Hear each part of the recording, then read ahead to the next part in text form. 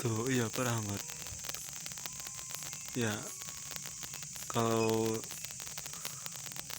dilihat bukan dari sini ya, dari tempat sini pasti itu dikira eh, anak-anak lagi mainin ya, tapi tidak, itu adanya di hutan.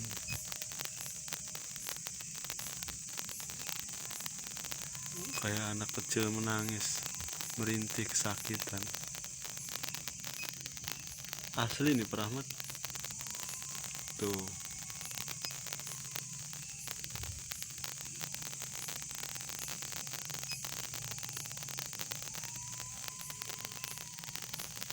jelas Pak Rahmat ya.